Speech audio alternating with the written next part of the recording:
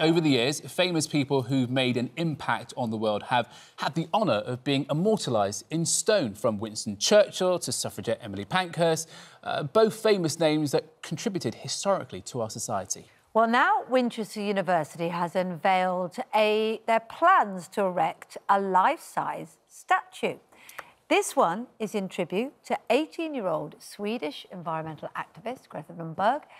So, is a teenager, is she deserving of such an accolade? Well, joining us now is sculptor of the statue, Christine Charlesworth, journalist Ella Whelan, who thinks it's a waste of money that could be used elsewhere, and activist Asad Roman, who believes that Greta is an inspiration.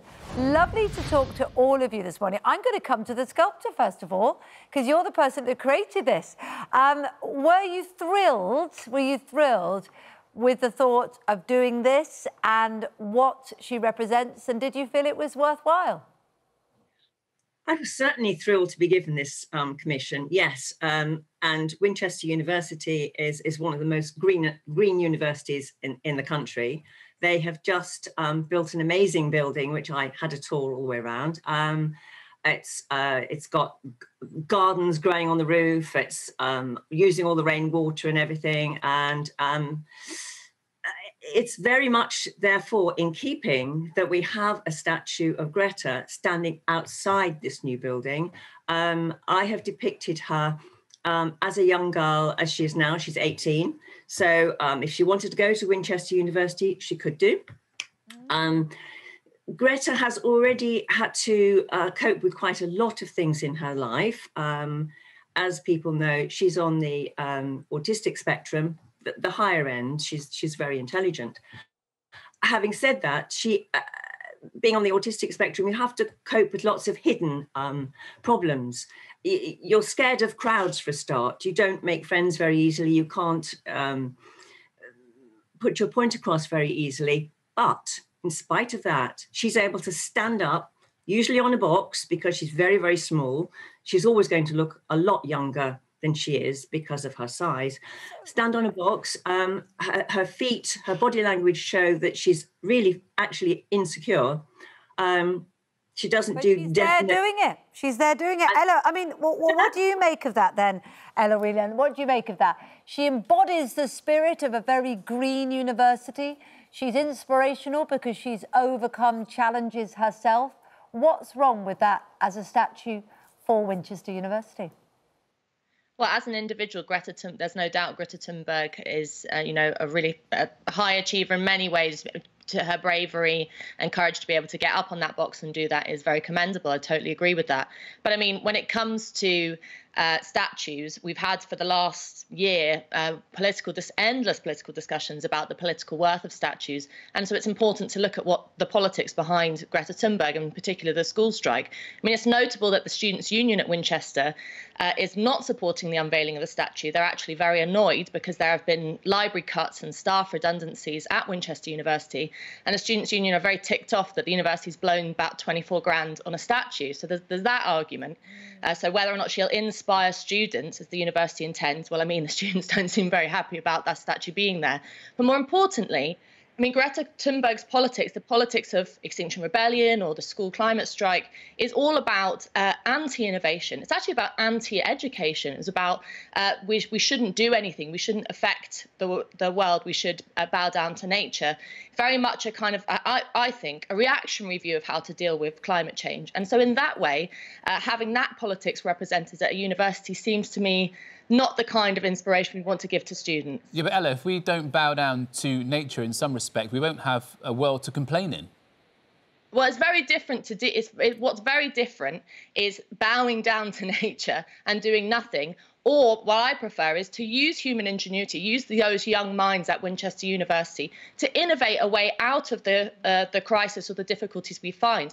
I think the problem with Greta Thunberg and the environmentalist politics that she represents is it's very much seeing human beings as the problem, whereas I see that and other people see that human beings are the solution to get us out of the situation that we're in. And in particular, I mean, one of the more aggressive factors of not just Greta Thunberg's politics, but the politics that that she represents, is this idea that, you know, there is no debate around environmentalism, that there is no debate around the climate crisis. I mean, there is a debate to be had. There's a debate about how we get out of this crisis, and particularly at an institution like a university, anything that's anti-debate seems to me totally out of place. I mean, Asad, I'm sure you've got an opinion on this. I mean, we've seen the controversy around statues in the last year. You know, the Edward Colston statue was pulled down in protests, you know, during a Black Lives Matter march. I mean, is this the right time to be erecting more statues?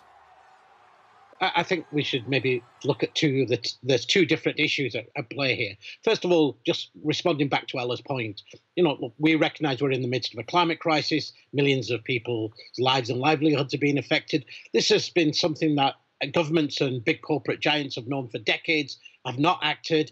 The opinion polls now show that overwhelmingly the majority of people do want our governments to act. And some of that credit clearly goes to the young people involved in the climate strikes, of which Greta is one. They forced it onto the political agenda. And of course, that's not the work of one individual, but clearly Greta takes some credit in terms of that. Now, Ella's been slightly disingenuous because her magazine, of course, has been bankrolled by rich billionaires who don't want action on climate change and have regularly platformed anti-climate and anti-environmental stories.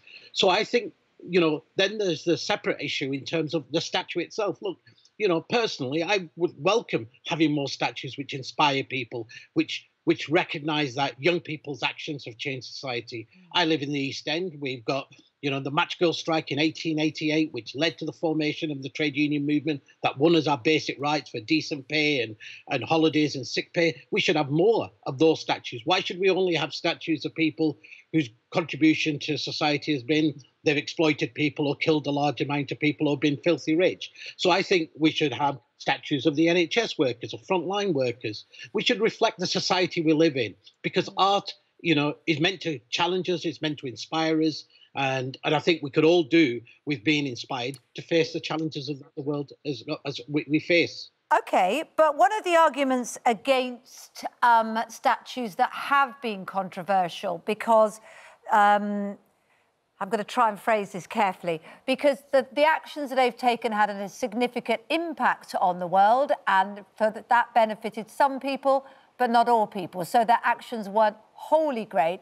They've been pulled down, haven't they? Because people didn't like some of their actions.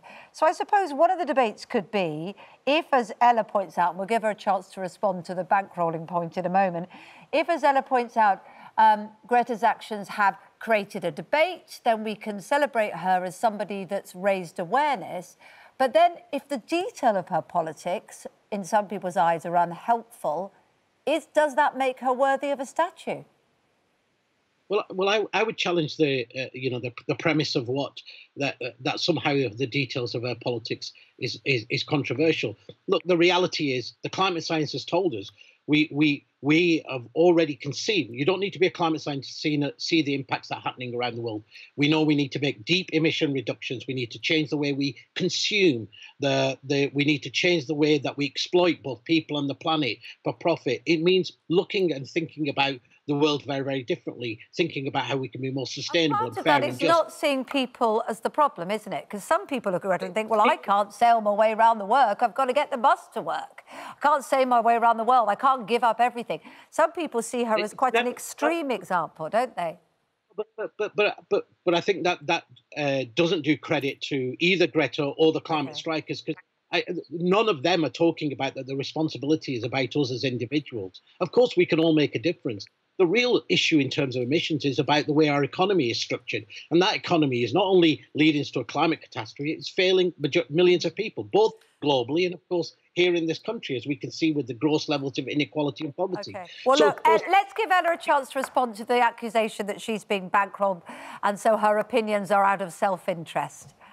I don't want to use up my airtime talking about that. Let's leave that discussion for Twitter. But what I do want to say is it's interesting about the bringing up the issue of democracy and the way in which statues reflect a people and their sentiments. I mean, it's, you know, Greta Thunberg and the school strike is different to Extinction Rebellion, but what they share in common is an idea that the, you know, to reiterate my point about debate, that the future of the way in which we interact with the problems that climate change throws up, that the issues in which we, you know, have this balance between maintaining people's quality of life and not ruining the planet, well, they say that there is no space for debate. I mean, in fact, Extinction Rebellion says they only need about 3.5% of the population to get behind them to make change. So it's wholly undemocratic. I think that, you know, Greta Thunberg as an individual, you know, is to be celebrated for many reasons as inspiration for young people. But politically, what is her worth? And if we're talking about statues at a university, that's making, you know, the Winchester is trying to make a political statement about being a green university. You know, then you have to engage with the politics. And I think that the politics behind school strike and this particular undemocratic strain of climate change activism is regressive, it's anti-human, it's Malthusian actually in parts, and not doesn't have a place at a university. OK, well, look, as sad, we know you don't agree with that portrayal of her. Christine, you're the one that sculpted her. We'll give you the final word. Well, I hope that the statue of Greta will be an inspiration to the students who attend the university. If the students are having problems in their lives, then I hope they're going to be able to look at the statue and think, this young girl overcame problems in her life to get where she, to open the eyes of the world. And I hope it's going to help them to not necessarily open the eyes of the world, but open their own eyes and make a success of their own lives because of it. OK, well, thank you very much indeed for ending it on such a conciliatory note.